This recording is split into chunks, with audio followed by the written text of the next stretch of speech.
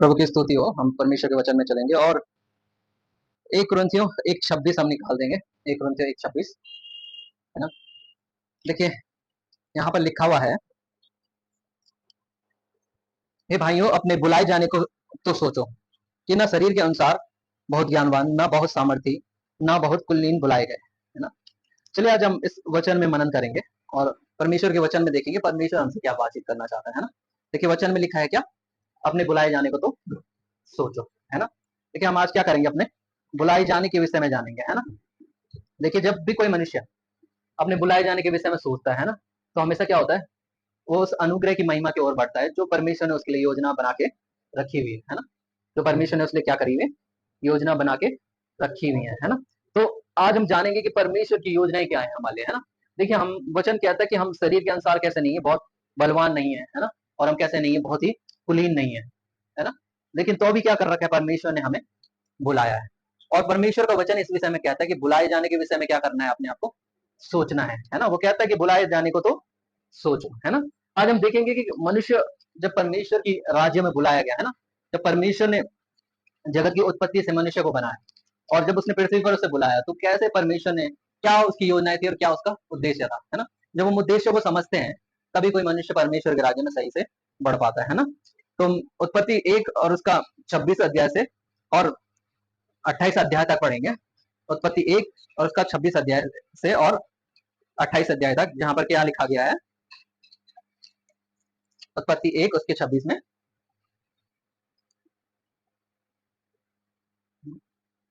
ठीक है, यहाँ पर लिखा गया है, परमेश्वर ने कहा हम मनुष्य को अपने स्वरूप के अनुसार अपनी समानता में बनाएं और वे समुद्र की मछलियों और आकाश के पक्षियों और घरेलू पशुओं और सारी पृथ्वी पर और सब रेंगने वाले जंतुओं पर जो पृथ्वी पर रेंगते हैं अधिकार रखें, है ना। परमेश्वर के वचन ने क्या कहा, आओ हम क्या करें, मनुष्य को अपने स्वरूप के अनुसार अपनी समानता में बनाए, है ना।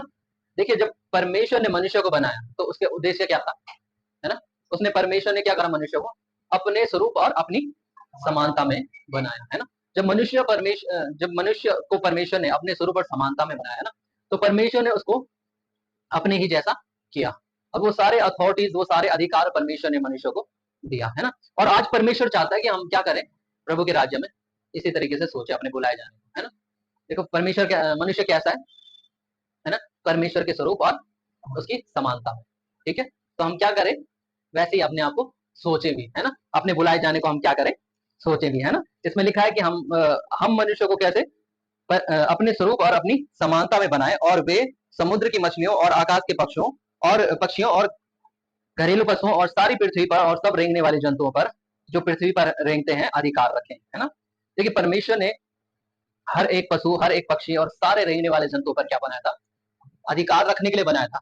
लेकिन जब मनुष्य इस अधिकार को नहीं समझ पाया, तो एक रेंगने वाले ने उस पर क्या कर दिया, अधिकार रख दिया। अदन की वाटिका में अगर आप देखोगे तो क्या हुआ, है ना। जब मनुष्य ना अपने उद्देश्य को नहीं समझ पाता कि परमेश्वर ने हमें क्यों बुलाया, है ना, और अपने बुलाए जाने को नहीं सोचता है ना, तब देखिए क्या होता है ना। परमेश्वर ने सब जंतुओं पर अधिकार दिया था, रेंगने वाले पर भी अधिकार दिया था। लेकिन रेंगने वाले जंतु ने, हम देखते हैं कि वचन में लिखा गया सांप सबसे ज्यादा क्या था, धूर्त था, और उसी ने आदम और हवा को क्या कर दिया, बहका दिया। उसी हवा को क्या कर दिया, उसने बहका दिया, है ना। और परमेश्वर की महिमा से उसने क्या कर दिया, उसे दूर कर दिया, है ना। तो इसीलिए बाइबल कहती है कि अपने बुलाए जाने को हमें क्या करना है, सोचना है कि हमें क्यों बुलाया गया, है ना। तो पहला वचन हमें ये बताता है कि हम बुलाए क्यों गए हैं, अधिकार रखने के लिए, है ना। हम किस लिए बुलाए गए, अधिकार रखने के लिए। देखिए जब यीशु मसीह आए, है ना, उन्होंने कहा कि तुम मुझसे भी बड़े बड़े क्या करोगे, काम करोगे, तुम मुझसे भी बड़े बड़े काम करोगे, है ना। और प्रेरितों के काम में हम देखते हैं कि जब प्रेरितों ने काम करना शुरू किया तब उनकी छाया पड़ते ही क्या हो रहे थे, सैकड़ों से ही लोग क्या हो रहे थे, चंगे हो जा रहे थे, है ना। उनकी छाया पड़ते हुए ये बड़े काम हो रहे थे, क्योंकि इससे पहले जब यीशु मसीह ने किया, है ना, तब कोई छाया से चंगा नहीं हुआ, है ना। लेकिन जब परमेश्वर ने अधिकार दिया, तो मनुष्य की, देखिए जब छाया इतना बड़ा काम कर सकती है कि रोगी क्या हो सकते हैं, चंगे हो सकते हैं, तो आपके अंदर की अथॉरिटी कितना बड़ा काम कर सकती है ना। हमारे अंदर ना एक अधिकार है जिसको मनुष्य ने क्या नहीं किया, समझा नहीं, और जिसके कारण क्या हुआ, वो परमेश्वर की महिमा से दूर होते जा रहा है ना।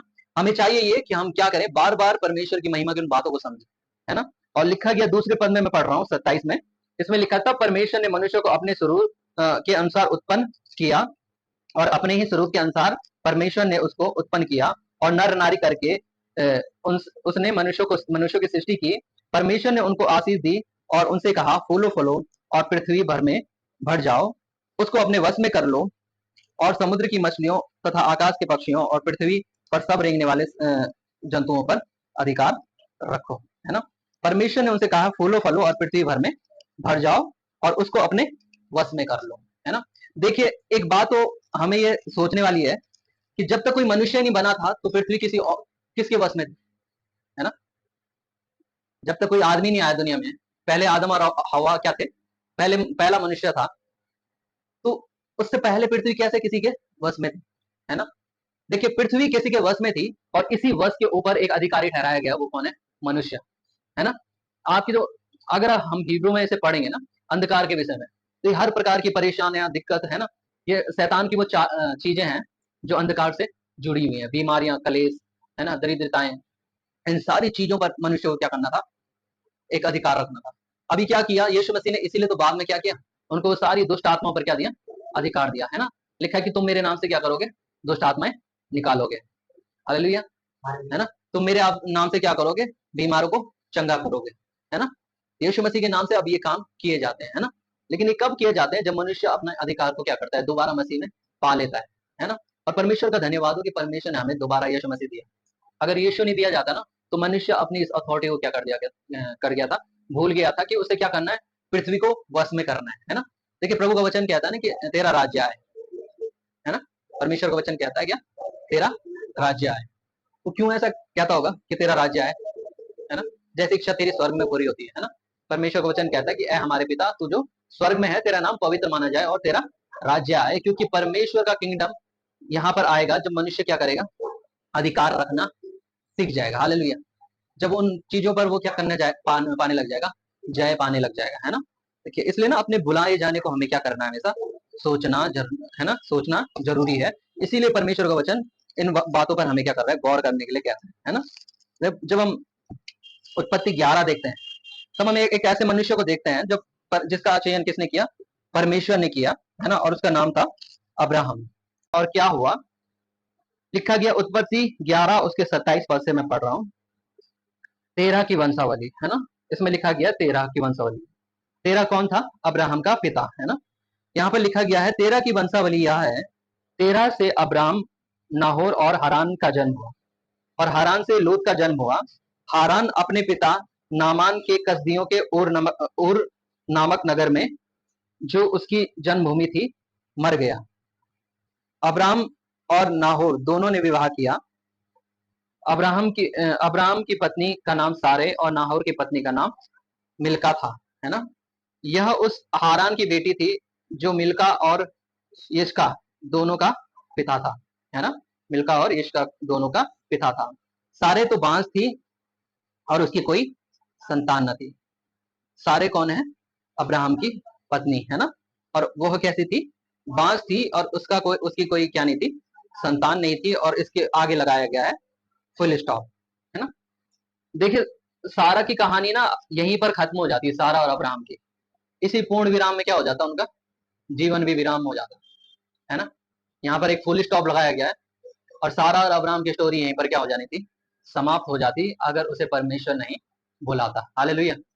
इसलिए इस बात में सीरियस होना है हमें, है ना। इस बात के लिए हमें क्या होना है, सीरियस होना है कि क्या परमेश्वर में हम कैसे गए हैं, बुलाए गए हैं। नहीं तो उनकी जिंदगी क्या थी, वहीं पर पूर्ण विराम हो जाता है ना। जैसे यहाँ पर लिखा गया है, सारे तो बांस थी और उसकी कोई संतान न थी, और पूर्ण विराम, है ना। और एक बड़ा स्पेस दे रखा है उसके बाद। फिर लिखा हुआ है, तेरा अपने पुत्र अब्राम और अपने पोते लूत जो हारान का पुत्र था, अपनी बहू सारे जो उसके पुत्र अब्राहम की पत्नी थी, इन सबों को लेकर कसदियों के उर नगर से निकल कनान देश जाने को चला, पर हारान नामक देश में पहुंचकर वहीं रहने लग गया, है ना। अब इसके पिता तेरह ने क्या किया, इसने ना उर नगर से निकलने का क्या लिया, निर्णय लिया, है ना। और कसदियों के उर नगर से ये निकला, और क्यों निकला कि इसे कहाँ जाना था, कनान देश जाना था, है ना। देखिए, जो कनान देश है ना, वो वाचा की प्रतिज्ञा की भूमि है ना। और अच्छा यही है कि हम प्रतिज्ञा की ओर अपने कदमों को क्या करें, बढ़ाएं। जो भी व्यक्ति प्रतिज्ञा की ओर कदमों को बढ़ाएगा ना, उसकी संतान आने वाले समय में प्रतिज्ञा की भूमि पर पहुंची भी होगी। हालेलुया। अगर अब्राहम का पिता तेरह इस सोच से नहीं चलता ना कि मुझे कहाँ जाना है, प्रतिज्ञा की ओर जाना है ना, प्रतिज्ञा के देश कनान की ओर जाना है ना, तो फिर क्या परमेश्वर कनान में किसको नहीं पहुंचाता, अब्राहम को नहीं पहुंचाता, है ना। लेकिन उसके पिता ने देखो अपना एक काम तो किया कि क्या किया, प्रतिज्ञा के ओर चलने का निर्णय लिया, लेकिन उसके बाद क्या हो गया, वो रुक गया, है ना। देखिए हम क्या करते हैं कई बार, जो परमेश्वर के प्रॉमिस वर्ड पढ़ते हैं, जैसे परमेश्वर के वचन में लिखा है कि मैं आज के दिन में तुम्हें क्या दूंगा, आशीष दूंगा, तो हम क्या करते हैं उस आशीष के लिए एक दिन उसको याद रखते हैं कि परमेश्वर आज मुझे आशीष देगा, 2 दिन बोलते हैं कि आशीष देगा, तीसरे दिन बोलते हैं आशीष देगा, चौथे दिन हम उसे भूल जाते हैं, है ना। जब समय आता है, परिस्थिति आती है तो हम क्या करते हैं, उसे भूल जाते हैं, है ना। हम प्रतिज्ञा की भूमि पर नहीं पहुंचते। क्यों? क्योंकि हम कहाँ विश्राम करने लग जाते हैं, हम फिर से, है ना, और देश से कसदियों के और नगर से हम निकल तो जाते हैं, लेकिन हारान नामक जगह में हम क्या हो जाते हैं, फिर से विश्राम करने लगते हैं, है ना। हम अपना घर वहीं पर बसा देते हैं, हारान में, है ना। इसलिए हमें जरूरत है कि हम क्या करें, इससे तो बाहर आने की कोशिश करें। प्रतिज्ञा एक दिन की नहीं है, प्रतिज्ञा ऐसे नहीं है कि एक दिन की गई, प्रतिज्ञा में हमें क्या करना है, हर रोज जीना है, और प्रतिज्ञा का ही घर, प्रतिज्ञा का ही जीवन हमारा घर है। हालेलुया, है ना। प्रतिज्ञा का ही देश हमारा क्या है, घर है, हमें ये समझना पड़ेगा, है ना। और इसीलिए परमेश्वर का वचन कहता है अपने बुलाए जाने को सोचो, है ना। इसीलिए सोचना पड़ता है हमें अपने बुलाए जाने को, है ना। और देखिए जब उसने शुरू किया ना, तो वो हारान नामक देश में पहुंचकर वहीं रहने लग गया, लिखा गया है ना। और लिखा है कि जब तेरह 205 वर्ष का हुआ, तब वह हारान देश में मर गया, है ना। क्यों? क्योंकि वो क्या किया, कहाँ नहीं गया, फिर कनान देश के लिए नहीं चला, है ना। अब इसके बाद परमेश्वर ने देखो, लेकिन परमेश्वर की योजना है ना, इसी में खत्म नहीं हो जाती, है ना। देखो ये जो ऊर नामक जगह थी ना, ये एक ऐसा देश था जो उन लोगों के लिए कैसा था, श्रापित था, है ना, जहां पर उनकी क्या हो रही थी, पीढ़ियां मर रही थी, है ना। लेकिन वो फिर भी क्या हो रहे हैं, वहीं पर बसे हुए हैं, है ना, है ना। देखिए हमेशा क्या है, हम पुरानी जगह पर बसे हुए हैं। पुरानी जगह का मतलब मैं ये नहीं कर रहा कि हम पुरानी जगह, पुराने देश, पुराने घरों में से, मैं उसकी उस जोग्राफिकल कंडीशन की बात नहीं कर रहा हूँ, मैं उस लाइफ की बात कर रहा हूँ, पुरानी व्यवस्था में फंसे हुए हैं, है ना, पुराने चीजों में फंसे हुए जहां पर लिखा गया कि यही श्राप है और यही मौत है ना। लेकिन हम क्या कर रहे हैं, तभी भी वहीं पर जीना हमें क्या लग रहा है, अच्छा लग रहा है, हमें उसी व्यवस्था में जीना क्या लग रहा है, अच्छा लग रहा है। लेकिन हम उस बात को याद नहीं कर रहे हैं कि परमेश्वर ने तो हमें अधिकार रखने वाला बनाया है। परमेश्वर ने तो ये अधिकार रखने वाला बनाया है कि मनुष्य ये क्या करे, उन परिस्थितियों के ऊपर, उन अंधकार की शक्तियों के ऊपर अधिकार रखे, है ना। परमेश्वर ने मनुष्य को एक किंगडम फैलाने वाला बनाया, एक राज्य को राज्य के सुसमाचार को फैलाने वाला बनाया गया, है ना। मनुष्य ऐसा है जो परमेश्वर के राज्य का बीज बोता है ना। जैसा हम तक बीज बोया गया ना, हमें भी आगे क्या करना है, सुसमाचार से बीज बोने वाला बनाया गया है ना। लेकिन हम उस बीज को क्या नहीं कर रहे हैं, आगे नहीं बो रहे हैं ना। अब जब 13 पे ये बात खत्म हो गई थी ना, 13 जैसे मर गया यहाँ पे, फिर परमेश्वर ने क्या किया, अब्राहम का चयन किया, है ना। अब्राहम का क्या किया, चयन किया, है ना। देखो हमें 13 की तरह नहीं करना। 13 ने प्रतिज्ञा के देश में जाने का निर्णय लिया, लेकिन वहां क्या नहीं गया, गया नहीं। उसे हारून क्या लगा, उसे हारान नामक जगह ही अच्छी लगी, है ना।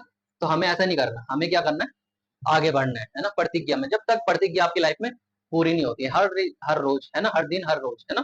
तो इसके बाद लिखा गया है उत्पत्ति 12 में कि यहोवा ने अब्राम से कहा, अपने देश और अपने कुटुंबियों और अपने पिता के घर को छोड़ उस देश में चला जा जो मैं तुझे दिखाऊंगा, है ना। अब देखो इस जगह क्या हो गया था, अब्राम का पूरा लॉस हो गया था, उसका पिता भी मर गया, उसका भाई भी मर गया था, है ना, और उसके एक भाई का पता ही नहीं था, है ना, और वो अब तक क्या था, निसंतान था, है ना।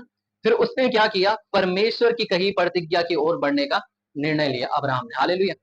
और जिस समय उसने निर्णय लिया, लिखा है कि यहोवा ने अब्राहम से कहा, अपने देश, अपने कुटुंबियों और अपने पिता के घर को छोड़कर उस देश में चला जा जो मैं तुझे दिखाऊंगा, है ना, जो मैं तुझे क्या करूंगा, दिखाऊंगा, है ना।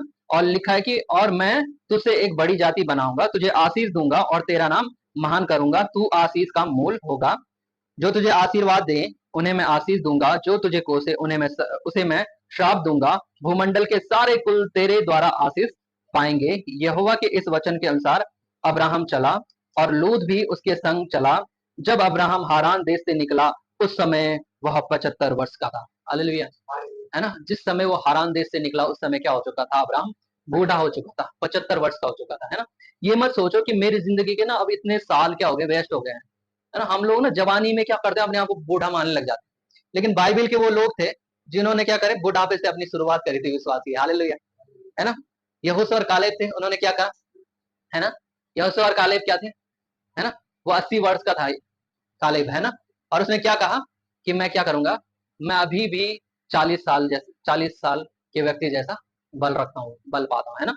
तो अब यहोशू कालेब ने क्या किया, मैंने 80 साल का था, लेकिन उसने क्या बोला, मैं 40 साल जैसे पुरुष का बल अभी भी मुझ में है, मैं इस पहाड़ में क्या कर सकता हूँ, ऊपर नीचे जा सकता हूँ, है ना। देखिए उसने प्रतिज्ञा में बढ़ने के लिए कैसा नहीं हुआ, उसने ये नहीं बोला कि मेरे जीवन के इतने दिन निकल गए, आपके जीवन के चाहे कितने भी दिन अभी तक वेस्ट हो गए हों, है ना।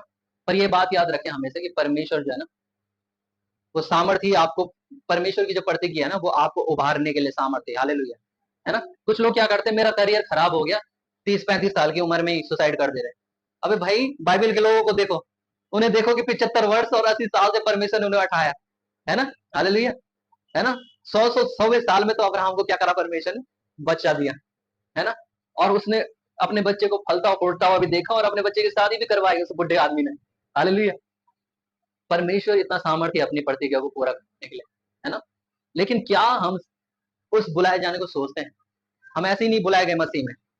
मसीह क्यों अलग है, मसीहत क्यों भिन्न है, इसीलिए अलग है ना। तो परमेश्वर ने ऐसे लोगों को बुलाया जिनकी कहानी क्या थी, डंप थी, उनकी लाइफ में फुल स्टॉप लगा हुआ था, लेकिन परमेश्वर ने ऐसे लोगों को चुना, है ना। इसीलिए लिखा है जब वो चला तो 75 वर्ष का था। ऐसा क्यों मेंशन किया गया हो परमेश्वर के वचन में, है ना। सीधे अब्राहम की बात मेंशन की जाती ना, लेकिन उसका साल क्यों लिखा गया है। साल वो हम लोगों के लिए लिखा गया है। हम लोग भरी जवानी में क्या करते हैं, अपने आप को समझते हैं कि मैं कुछ नहीं कर सकता, है ना। लेकिन बाइबल का वचन कहता है कि मसीह में, उसके सामर्थ में मैं सब कुछ कर सकता हूँ, हालेलुया, है ना। तो हम सब कुछ कर सकते हैं, हम आशीषित भी हो सकते हैं, हम चंगे भी हो सकते हैं। अब ये जब व्यक्ति बुलाया गया तब ये बीमारी की दशा में था अब्राहम, है ना।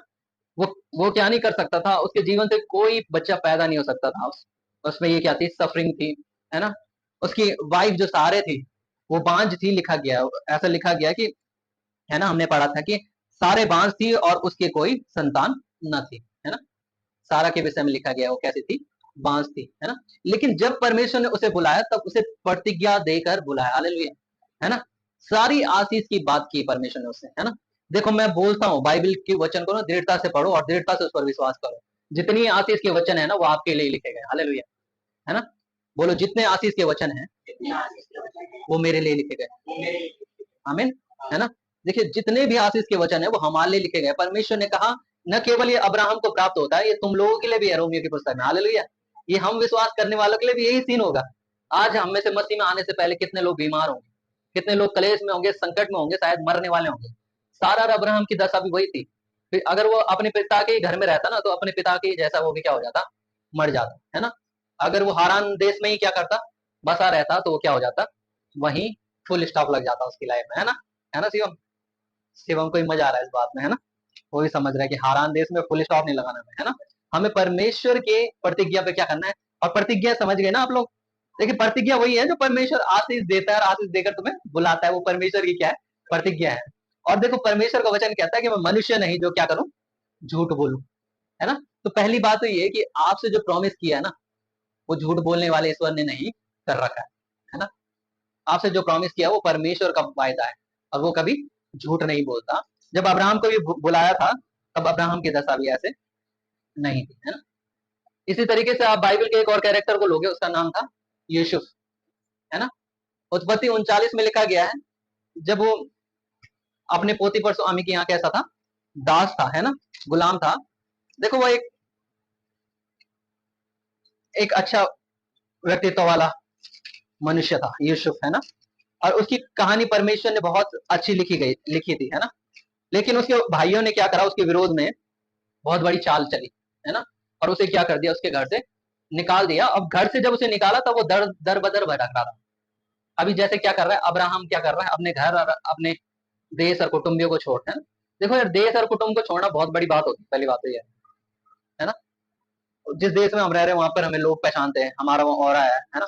हम हमारी वहाँ जान पहचान है, किसी से कुछ मांगेंगे वो तुरंत दे देगा। लेकिन बाहर वाले देश में जाओगे तो हमें जहाँ कोई जानता ही नहीं वहां पहचान बनाता है हमारी परमेश्वर, हालेलुया, है ना। तो कनान देश में कोई अब्राहम को नहीं जानता था, लेकिन एक टाइम ऐसा आया जब कनान देश अब्राहम के ही नाम से जाना गया, हालेलुया, हालेलुया। तो जब परमेश्वर हमें प्रतिज्ञा में ले जाता है ना, तब वो देश वो जगह हमारे नाम से जानी जाती है। देखो परमेश्वर का ना एक एक छोटा सा विजन नहीं है ना।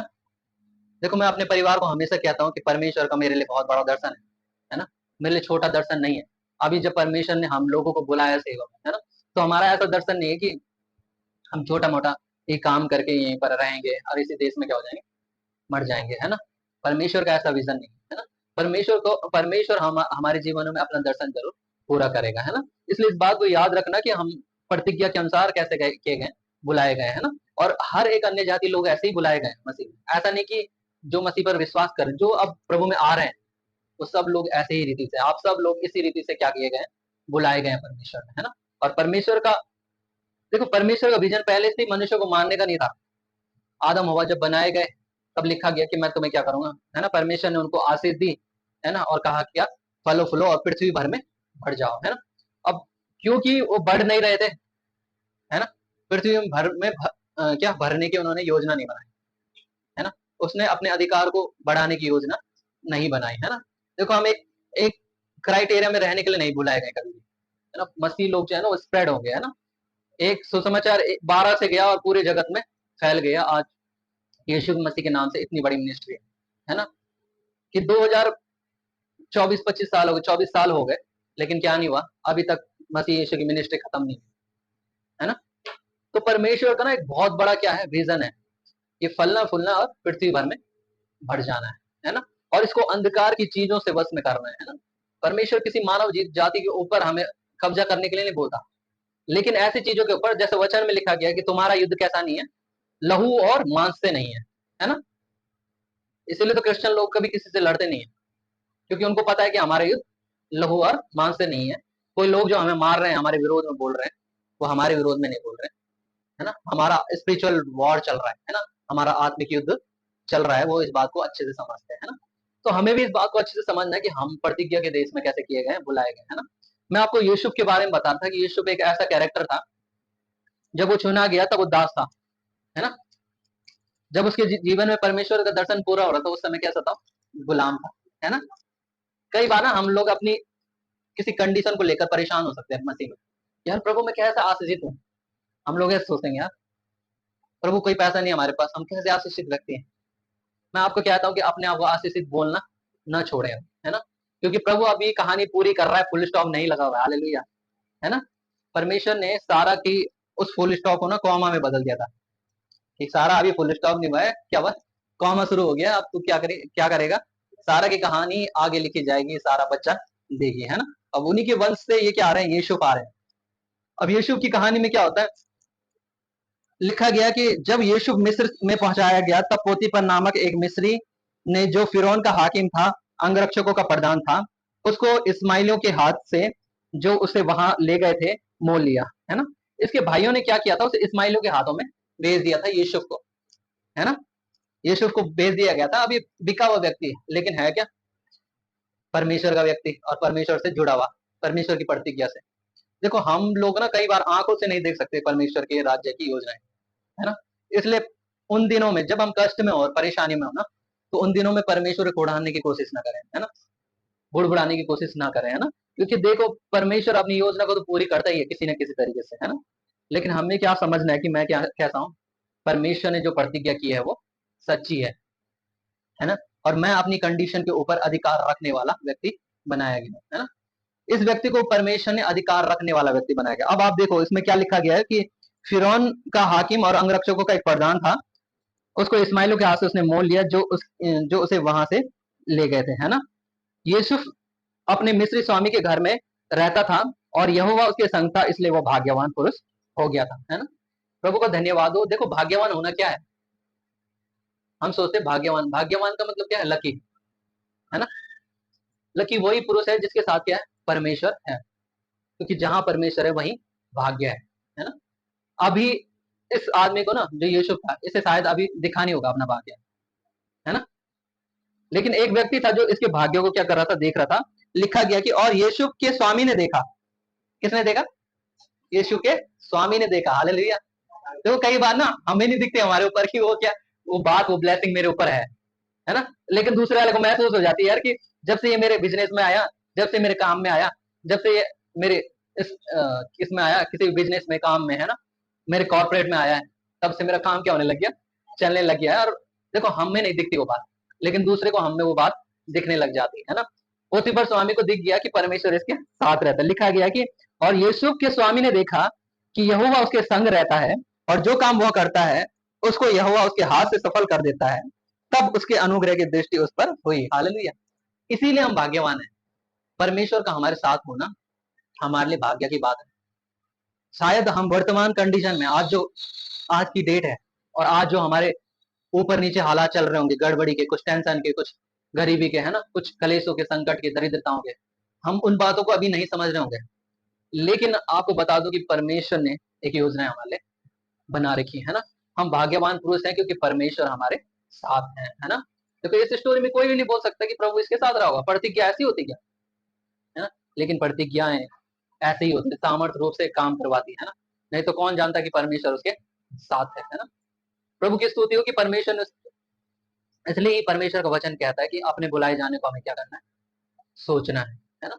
हम ऐसे ही मसीह में नहीं बुलाए गए। आप 12 प्रेरितों को देखो, वो कोई पढ़े लिखे और वेल एजुकेटेड आदमी नहीं थे। वचन में लिखा गया कि वो 12 क्या थे, मछुआरे थे और मछली पकड़ रहे थे। जिस दिन यीशु मसीह ने उनको चुना, उनका बहुत बड़ा सेमिनार नहीं हो रहा था, है ना। जिस दिन यीशु मसीह ने चुना उस दिन वो महासभाओं में ताबीज बनाकर नहीं बैठे हुए थे, है ना। जिस दिन यीशु मसीह ने उन्हें चुना उस दिन वो क्या कर रहे थे, जाल झाड़ रहे थे। हालेलुया। उस दिन वो निराशा में थे, लेकिन उन्होंने अपने बुलाए जाने को क्या करा, सोचा और उसमें आगे बढ़ते गए। हालेलुया, है ना। देखो अपने बुलाए जाने को ना इसलिए समझना जरूरी है कि परमेश्वर ने हमें कैसे बुलाया है और कैसे चुना है ना। देखो अगर आप अपने फ्लैशबैक में जाओगे ना, तब आपको याद आता जाएगा धीरे धीरे, क्या सच में यार परमेश्वर ने मुझे कैसे चुना। नहीं तो मेरा फुल स्टॉप तो कहीं और ही हो जाता है ना। मैं अपनी बात बताऊं तो मेरा फुल स्टॉप तो 2000 जब मेरा ग्रेजुएशन खत्म हुआ था तभी खत्म हो जाता मेरा। 2016 के बाद मेरा फुल स्टॉप था, है ना। मेरे मन में ऐसे सुसाइडल थॉट आते थे, ऐसे विचार आते थे और मैंने प्लानिंग भी बना दी थी कि मुझे कहाँ पर मरना है, कहाँ पर क्या करना है ना। लेकिन परमेश्वर ने फिर एक व्यक्ति को क्या करा, चुना, है ना। मुझे चुना और मेरी लाइफ का वो फुल स्टॉप हटा गया, उसे कॉमा में बदल दिया और मैं क्या हो गया, फिर से मेरी कहानी आगे बढ़ने लगी, है ना। मेरी कहानी यहाँ तक बढ़ गई कि मैं आप लोगों के सामने आज, है ना, वचन सुना रहा हूं, है ना। और परमेश्वर का धन्यवाद हो कि उस समय एक आंटी थी जिन्होंने प्रोफेसी की थी, भविष्यवाणी की थी कि तुझे मैं क्या करूंगी, आगे प्रचार करता हुआ देखूंगी, है ना। और हम लोग पीछे बैठकर क्या कर रहे होंगे, सब सुन रहे होंगे, है ना। परमेश्वर का धन्यवाद हो कि आज वो अपने काम को क्या करने जा रहा है, पूरा करने जा रहा है ना। इसलिए देखिए जरूरी है ना, आपकी लाइफ फुल स्टॉप में खत्म ना हो जाए, है ना। अपने आप को नेगेटिविटी में रहना, है ना, बीमारी के साथ रहना, है ना, इन चीजों के साथ रहने की जरूरत नहीं हमें, है ना। हमें अपने अधिकार को समझना है और क्या करना है, उसके ऊपर क्लेम करना है हमें, है ना, कि मैं आशीषित हूँ, है ना, मैं और मेरा घराना उद्धार पाया हूँ, है ना। हम तेरे ऊपर जय रखने वाले हैं, तू हमारे ऊपर जय रखने वाला नहीं है। हालेलुया, है ना। हमें ये बोलना है कि क्या, हमें ये बोलना है कि हम उस परिस्थिति के ऊपर जय पाने वाले हैं, वो परिस्थिति हमारे ऊपर जय पाने वाली नहीं है। हम रेंगने वाले के ऊपर जय पाने वाले हैं, हमें। वो रेंगने वाला हमारे ऊपर जय पाने वाला नहीं, हमें। हालेलुया। परमेश्वर की स्तुति इस बात के लिए, है ना। परमेश्वर का धन्यवाद हो, परमेश्वर वचन से आशीष दे। परमेश्वर का धन्यवाद हो। हम सबके लिए प्रार्थना करेंगे, उन लोगों के लिए जो आज अपनी जिंदगी को खत्म समझ रहे हैं कि आज मैं छोटी सी उम्र में ही अब मेरे साथ कुछ नहीं होने वाला। और देखिए मैं परमेश्वर के वचन से आपको स्मरण दिलाना चाहता हूँ, जब परमेश्वर ने अब्राहम को चुना वो 75 वर्ष का था, है ना। जब यहोशू कालेब को चुना तो वो 80 वर्ष का था, है ना।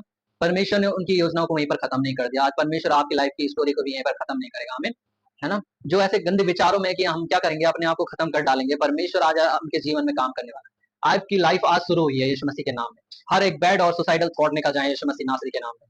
यीशु के नाम में मैं हर एक बैड सुसाइडल थॉट्स को निकालता हूँ और कमेंट करता हूँ, यीशु के नाम में निकलो अभी और इसी वक्त। प्रभु इन भाई बहनों की जिंदगी में जो भी ये सुन रहे हैं, परमेश्वर पिता आज काम होने वाला हो। प्रभु जी जो भी बीमारी की दशा में है, प्रभु अब्राहम जब बुलाया गया, सारे जब बुलाई गई, तब वो बीमारी की दशा में थे, पर हमेशा वो वैसे ही नहीं रहे परमेश्वर पिता।